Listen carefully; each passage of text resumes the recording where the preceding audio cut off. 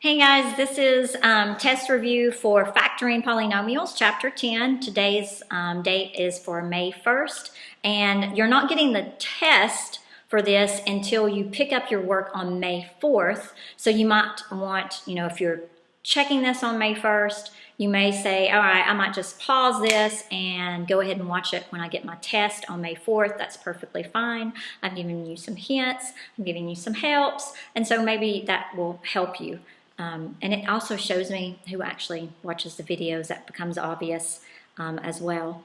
So once you get your test in front of you, I'm just going to go step by step and tell you where those answers come from. And if it's multiple choice, just to alleviate your stress, to tell you exactly how much you've got. Because once you have Chapter 10 the Chapter 10 test in front of you, your multiple choice section says, list all correct answers. All right, so the very first one, you're looking for a perfect square. What I did on my test is I went back all the way to 10.4 where it gave me those patterns, or that pattern for a perfect square, and I wrote it beside number 1 so I could actually match what my trinomial would look like. You have two choices there that will match that perfect square trinomial. On number 2, I did the same thing. I went to 10.4 and I wrote beside it what my pattern should be for a perfect square and what my binomials should actually look like with that perfect square. Like, so I put, so I could see exactly what my binomial would look like. So question 2, you should have 3 of them that should match that difference of squares. On number 3, only 1 is going to work. That comes really from 10.1, and that's from where you're taking those two numbers, trying to find the greatest common factor, and then you're also trying to find the greatest common factors of your of your letters as well. Only 1 is going to work. I think if you figured out your greatest common factor, here I'm starting to spit on myself, those are little numbers, guys, of 12 and 21, that's going to narrow it down to 2 choices. And then if you try to figure out, okay, how would my exponents work, it's going to narrow it down to the actual correct choice. Now, if you go to 4 and 5, those are factoring out redirections, guys. Some of you don't. That's factoring out common monomials. Factoring out common monomials came from 10.1, if you need help with that. The next section says factor the difference of squares. I went ahead and wrote what I wrote on number 2 because that is what I'm looking for. That's the pattern I'm looking for. So it technically comes from 10.4, but 10.2 might help you as well for those two. Moving to the next page. Factor the perfect square trinomials. Once again, I went to my patterns from 10.4 and I wrote down what is the pattern for a perfect square trinomial in order for it to help me to break it down. So remember, when you're writing out, you could write out 2 binomials if that helps you, or you could write out 1 binomial and just make sure you notate that it's being squared there. So factoring the following trinomials is where you are basically starting to get into everything. It would be a good thing for you perhaps to go all the way over to where it looks like, on page 426, and using those strategies to figure out how to do it.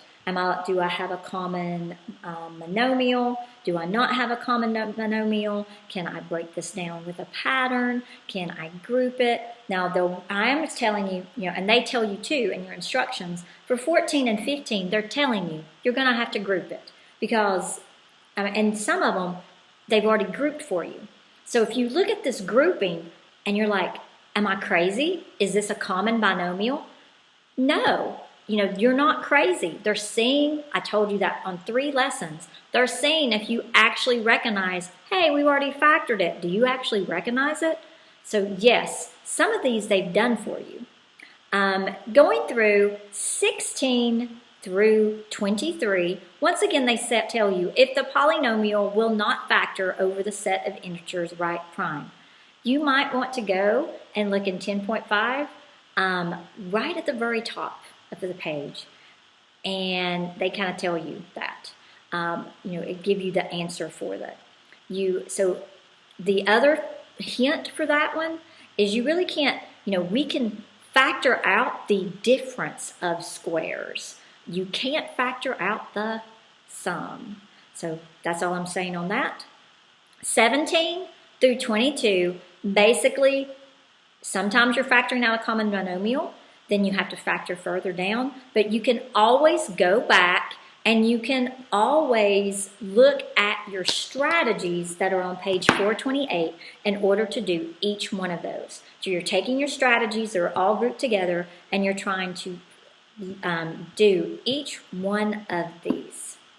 All right, 23. I feel like people are going to look at it and just panic. Here's your hint on 23 because it's giving you the surface area of a cone, and they've written it for you. Then they say rewrite this formula by factoring the right side of the equation. All right, guys, it's your first strategy step. Factor the common monomial. All right, guys? Factor that common monomial, and it should become clear to you what's happening with that one. You also have 24 on 25, which to me seem to be stretching your brain way too far. So we need 24 and 25 because that makes your points not count as 5. Your questions aren't 5 points apiece, they're 4 points apiece. So what I'm going to do on 24 is actually give you a help, and then you can go ahead and factor it, okay? So on 24, it's giving you that weird-looking, square-looking thing that most people don't get. So I'm going to go ahead and show you what it looks like. If you were factoring this down, I'm going to go ahead and just put down. It would be basically like, all right, I'm kind of putting all this stuff together. And to me, this was the easiest way where it just broke out. I was grouping all of that together. And then if you take that, that was me taking each one of those 4 squares and putting down what it is, making it into this big, long polynomial. Then what you can do is you can start grouping and trying to factor out what's common, and you'll be able to very quickly get this. I'm not sure why they gave you this weird one with the squares. I don't like those, and so that was kind of bothering me. All right, so I'm not going to do this for everyone.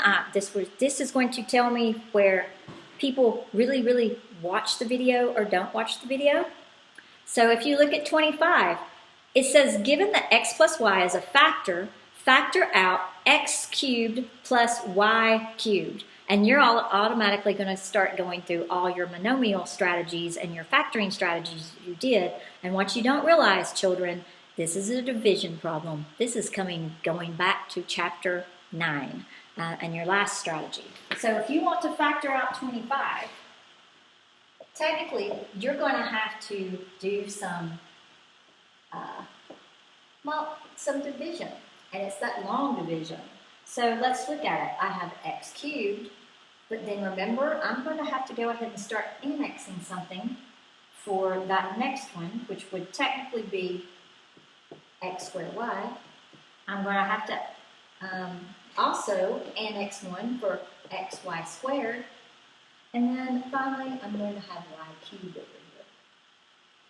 My answer is going to be 2 parts. One of my factors will be this, and then whatever I get from this division is what is going to be the other part of my answer. So that's giving you a strategy for number 25. So now we have gone over each little section on your test. Hopefully everyone can look at this and review it and figure out what they're doing.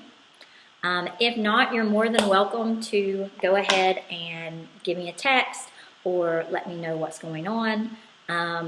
I haven't checked this test yet, but it was real obvious on the last one that you used photo math. hit this thing that says show me steps on it, write those steps down. If all you give me is just the answer, that's blatantly obvious. So you might want to just say, all right, I need to get steps for this one, and write that down, and I will just say, okay, that'll be fine. So have a good rest of the day. Today was for May 1st, but you're probably watching this really on May 4th or May 5th. And so if it's May 4th, that's Talk Like Yoda Day, so Star Wars Day. If it's May 5th, it's Cinco de Mayo. So whatever days, have a great day. Good luck on your test, and see you later.